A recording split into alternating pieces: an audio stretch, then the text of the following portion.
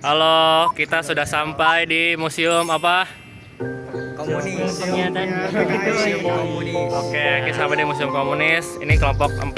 Tiga bang. Oh, tiga. Oh ya, sorry. Ini agak panas ya, jadi kita langsung aja masuk ke dalam. Let's go. Halo guys, kita udah nyampe di museum pengkhianatan bangsa. Di sini ada peta lokasi dan area-area warga atau rumah-rumah pengkhianatan komunis bangsa. Ini lokasi monumen Pancasila Sakti sebelum 1 Oktober 1965. Nah, di sini ada rumah-rumah dan di sini daerahnya sangat hutan sih. Di sini disebutnya hutan dan ada berbagai rumah-rumah tapi terpisah. Udah, bagaimana? Nama dong. Perkenalkan, nama saya Najarudin dari kelompok 3. Oke, udah. Sekian dan terima kasih. Kita lihat lagi lebih banyak dan peristiwa dan gambar-gambar. Oke,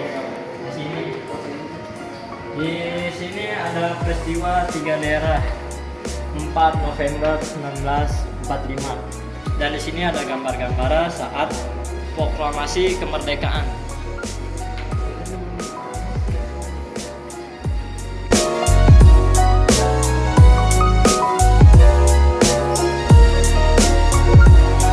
Perkenalkan, nama saya Nizar Bani dari kelompok 3.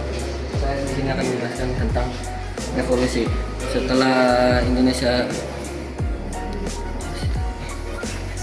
proklamasi tadi, ada kejadian lagi di Langkat ya, peristiwa revolusi sosial. Ini menjelaskan di sini tentang revolusi sosial pada 9 Maret 1946.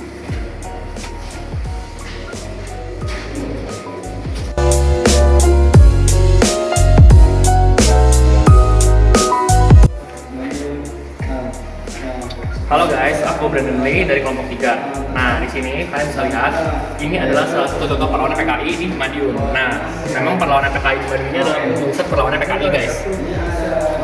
Jadi setelah gagal menjatuhkan kabinet Hatta melalui cara parlementer, maka organisasi-organisasi yang berhaluan komunis menghimpun diri dalam Front Demokrasi Rakyat atau FDR, melakukan aksi-aksi politik dan tindak kekerasan. Aksi itu makin meningkat ketika Musso yang baru kembali dari Moskow uangkan perjuangan bangsa Indonesia.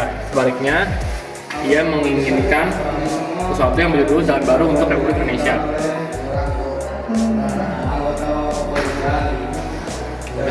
Sini ada siapa nih? Perkenalan dulu dong. Kenalkan, nama saya Rangga. Nah, sebelumnya kan itu kan ada di pusat tuh, Madiun. Nah, di sini kita ada yang namanya pembebasan goreng-goreng.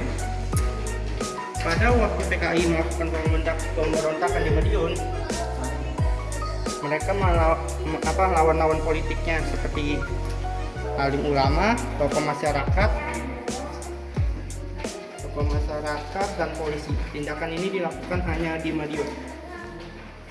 Di tempat ini terdapat pabrik gula Dajasari yang menjadi pusat pasukan komunis, pemerintah dan rakyat setempat. Terima kasih. Jadi kita lanjut dari pemberontakan Madiun, bisa tolong dijelaskan? Halo, perkenalkan, nama saya Ari Purnomo, saya dari kelompok 3. Saya akan menjelaskan Musso tertembak mati pada tanggal 31 Oktober 1948 ini. Pada tanggal 1 Oktober 1948, TNI berhasil mengusai Dungus yang dijadikan PKI sebagai daerah pengunduran PKI. Setelah kekalahan mereka di Madiun, para pemimpin PKI dan pasukannya melarikan diri ke arah selatan dan berusaha mengusai Ponorogo. Serangan mereka ke kota ini 8 Oktober 1948 gagal. Pemimpin PKI terpecah menjadi beberapa rombongan yang berusaha menyelamatkan diri masing-masing. Muso dan Amir Syarifudin dikawal oleh 2 batalionnya yang cukup kuat melarikan diri menujukan Gunung Gambas. Oke, jadi guys, di lantai 1 tadi kita udah lihat tentang apa pemberontakan ya. Ya, tentang pemberontakan itu. Nah, sekarang kita mau ke lantai 2. Let's go, ikutin kita. Let's go. Oke guys, kita sekarang udah di lantai 2. Nah, siapa yang penasaran di lantai 2 ada isinya apa aja? Langsung aja nih kita ke yang pertama nih. Wes, yang pertama ada apa nih? Halo.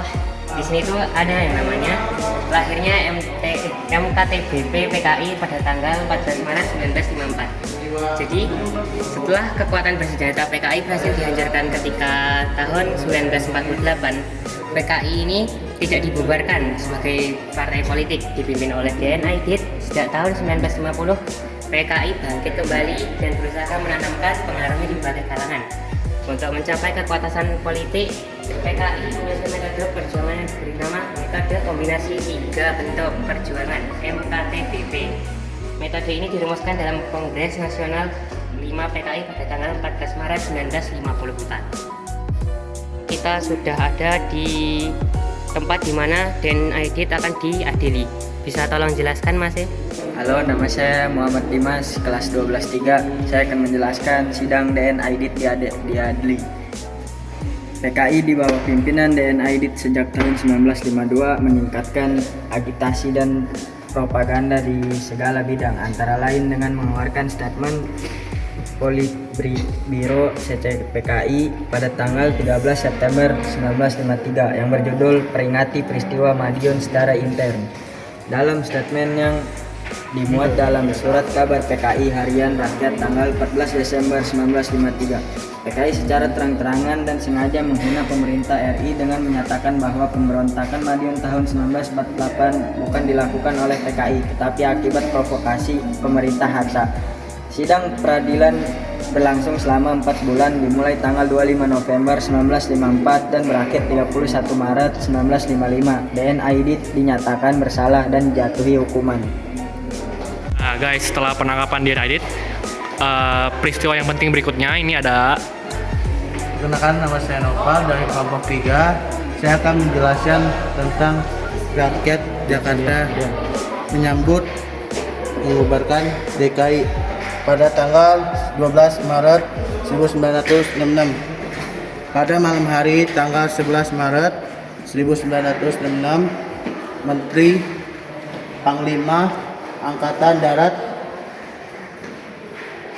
Legend TNI Soeharto menerima surat pemerintah yang dikenal dengan nama Surat Pemerintah 11 Maret atau Super Semar dari Presiden Soekarno. Halo guys, sekarang kita udah kelar dari lantai 2. Kita udah bahas apa ya tadi? Itu kita udah bahas banyak banget, dari pemberontakan sampai rapat-rapat yang dilakukan oleh pihak PKI dan Indonesia. Sampai akhirnya kita sudah selesai menjelajahi. Nah ya udah gitu. Sekarang kita akan keluar dari lantai 2 ini. Yuk. Kita akan melanjutkan ke perjalanan selanjutnya. Ini siapa nih kan ngulat nih? Gila. Oke. Halo, perkenalkan, nama aku Brian Sabtiara Mazal. Di sini aku akan menjelaskan tentang pengacauan Surakarta tanggal 19 Agustus 1948 oleh PKI. Jadi, ketika pemberontakan di Madiun itu sedang meningkat, para PKI ini sengaja untuk mengacaukan pusat pemerintahan yang ada di Surakarta dan juga Yogyakarta pada saat itu. Di saat itu, mereka sengaja memecah kekuatan RI untuk memungkinkan keberhasilan untuk melakukan pemberontakan. Oke guys, sekarang kita mau keluar dari gedungnya. Oh my god. Come. Ini apa nih? Coba. Wah, ada tank. Wah, gila. Ada tank, guys. Ada tank guys. Guys, ada tank. Ada tank guys. Naik. Nggak boleh. Nggak boleh. Itu bisa di ke dalam kan ya? Ini apa nih, Bre? Coba dong, Bre. Kamu tahu nggak, Bre? Aduh, apa nih? Panser. Mobil Panser. Jadi ini dulunya tuh mobil yang dipakai buat Membawa jenazah pahlawan revolusi dari Markas Besar Angkatan Darat ke makam pahlawan Kalibata. wis gila. Keren banget ya, guys. Artefak bersejarah. Sayang buat itu. Kan namanya juga ban beong. Halo guys, sekian dari kelompok kami yang setelah Ya, ini ya sekian dari kami. Kita tadi udah muter-muter di Monumen Pancasila dan menemukan berbagai macam apa, Bray? Ya, Berbagai macam berbagai ya macam itu monumen. apa tadi? Miniatur. Ya, sejarah-sejarah dari banyak. Oke. Nah, terus terakhir nih kesan-pesan. Monumennya gimana monumennya? Waduh, seru. sangat seru, panas, Panas. ya, agak panas ya. Banyak yang mati lampunya. Yang mati lampunya. Bagus. Bagus. Tapi yang pasti panas banget. Yap. Tolong pemerintah dinginin museum ini ya, jangan dinginin mobil kalian. Ya, biar banyak yang tahu sejarah juga kan. Mantap. Mantap. No,